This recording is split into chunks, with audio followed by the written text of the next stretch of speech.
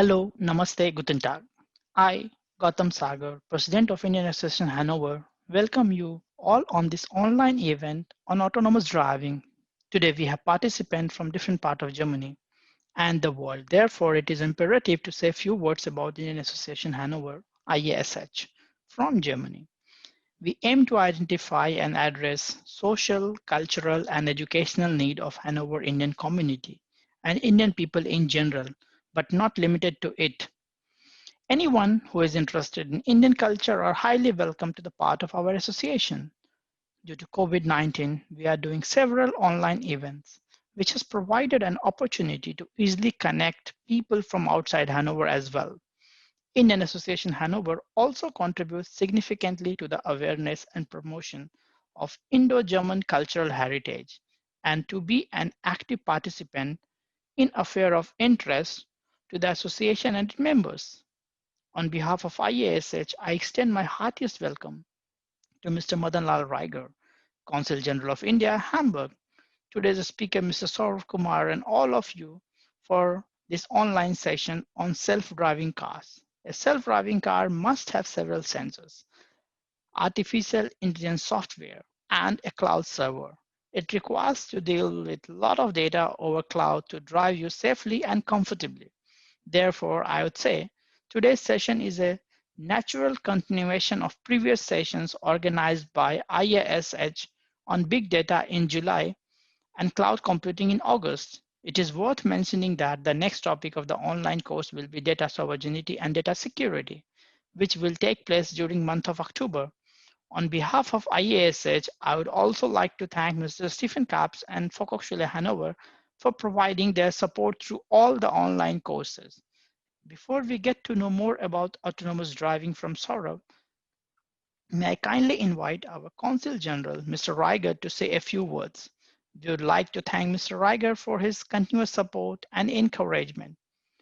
He is always willing to go extra miles to support the diaspora and especially IASH. Mr. Raigar, please. Yeah, good morning, everyone. Good morning, Gautam. Good morning, Saurav, and all the audience. Just Gautam said that the ISS has been organizing through VHS the courses on digital. They are bringing new and new speakers and new subjects, which are so contemporary. Like today's one, autonomous, because autonomous driving in Europe especially, though it may not be so popular in India because due to the various reasons, but still the technology is always welcome, whether it comes from anywhere, and ultimately we'll have to left it up. So I welcome you, Gautam, your step. You are every month you are bringing a new subject, bringing a new speaker, who a learned one. So I also welcome Saurav, and we wish all this best to you in your endeavors. And today's speech, which we keynote speech, which we are looking forward to, and it will definitely be a good one for all the audience and the laymen like us. It is a very contemporary subject as far as Europe is concerned, but we will be able to understand through your speech more about the autonomous driving, which is a little like a magic for everyone, like the car drives without the driver. So we look forward to a great keynote speech from you, and the audience will be also able to get more of you through the Q&A. Back to you, Gautam, and to Saurav and to VHS. Thanks again for this new subject, which is very new for everyone, and we look forward to a great session. Thank you. Thank you, Mr. Raigar, for your words. Our today's speaker, Mr. Saurav Kumar, is currently a project manager at Electrobit, a Continental Group company. He has over 16 years of experience in the automotive industry, working in various roles in India, Italy, Japan, and USA. This includes management of programs in the Advanced Driver Assistance System area. He is a certified International Automotive Task Force auditor and expert on safety critical automotive embedded system. He has a master's degree from Italy and Bachelor of Engineering from India. His current interest lies in application of emerging technologies in the automotive industry. Working across the globe, he has a unique insight on the current state of the art in the field. I wish you all a wonderful session. Let's welcome Mr. Saurav Kumar. Hello, everybody, and thank you for giving me this opportunity IASH, Dr. Gautam, CG sir, and all the people who have joined this. Thank you for giving me an opportunity to share my thoughts. The topic which we are going to speak about today is autonomous driving. I'm very passionate about it, and I'm happy to share what I know in this area. And I hope that during my presentation, I'll be able to show you that we are actually bringing those challenges also to the automotive sector.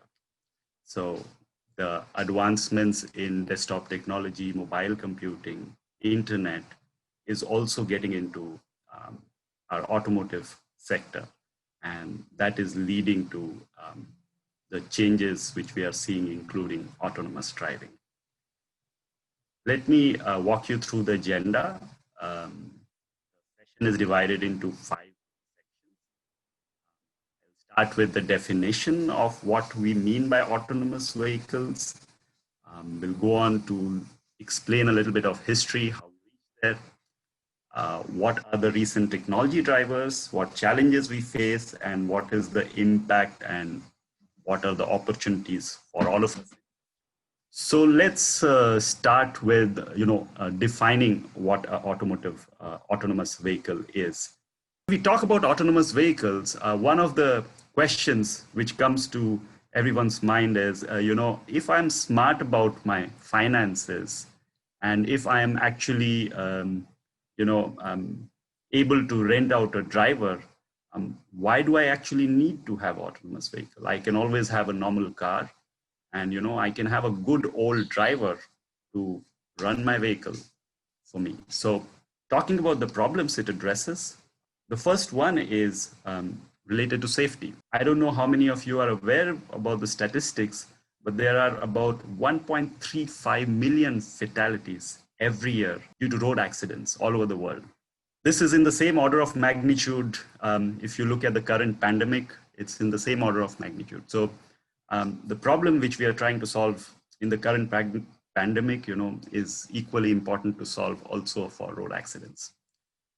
The second point is related to efficiencies.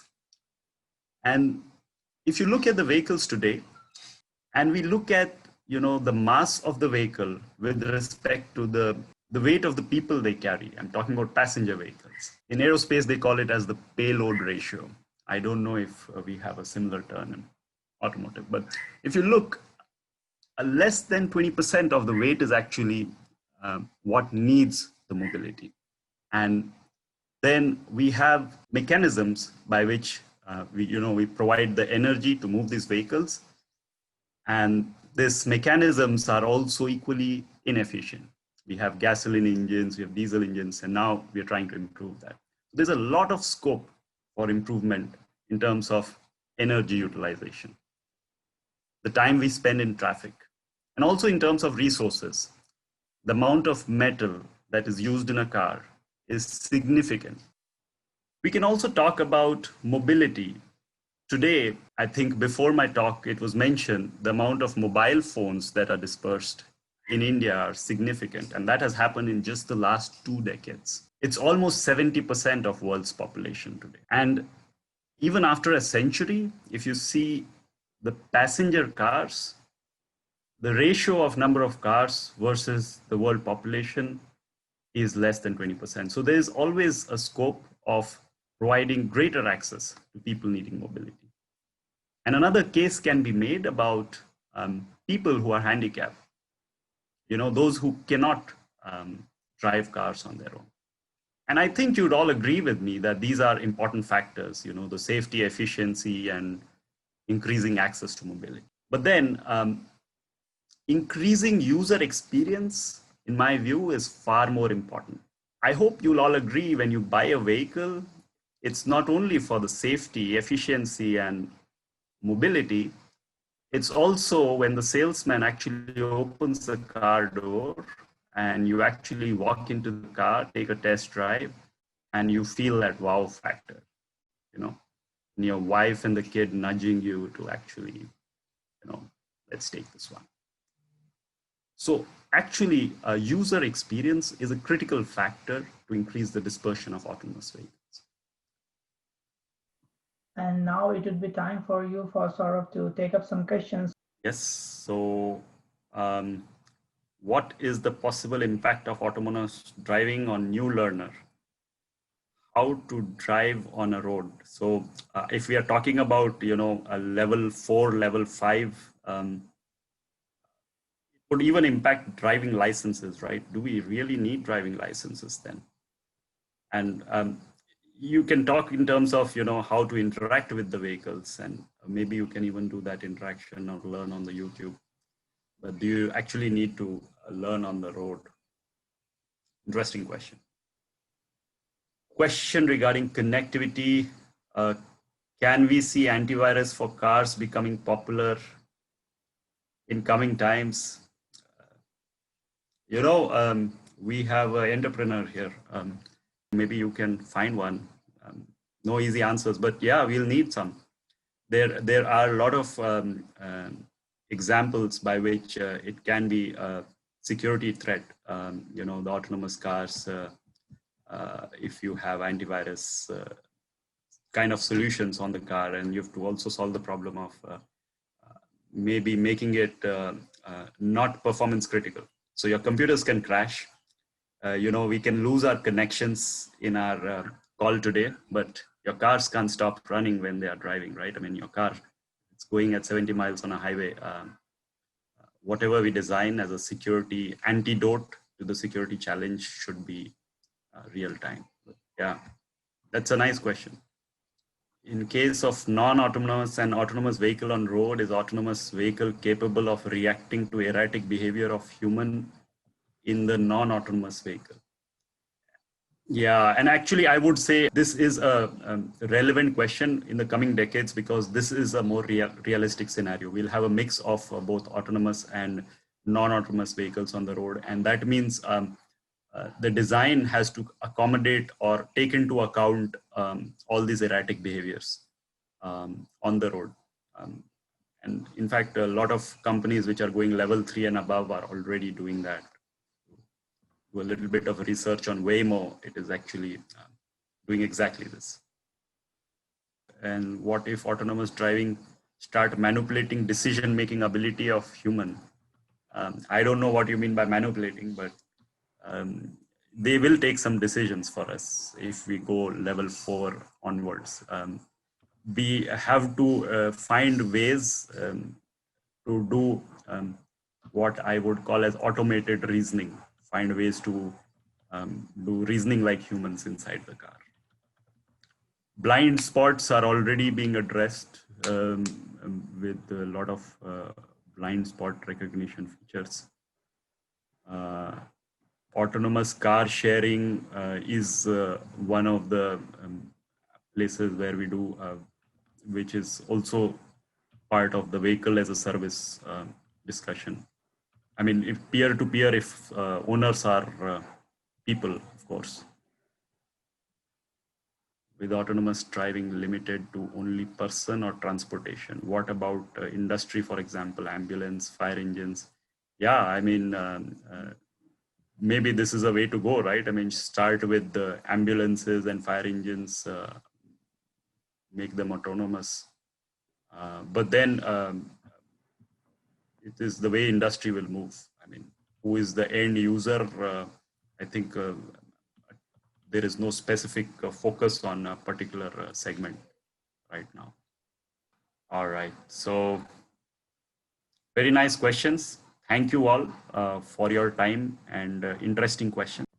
So I would say thank you very much, Saurabh, for giving such a nice, let's say, keynote kind of a talk. And I see that yes, people are getting very excited about many of the questions. So always welcome. Thanks a lot. And this is now time for me to thank all the participants who could join it. And all the participants who joined today will receive an e-certificate from Volkshochschule Hannover, Germany. And it may take a couple of weeks that we do all this documentation process available and ready for all of you.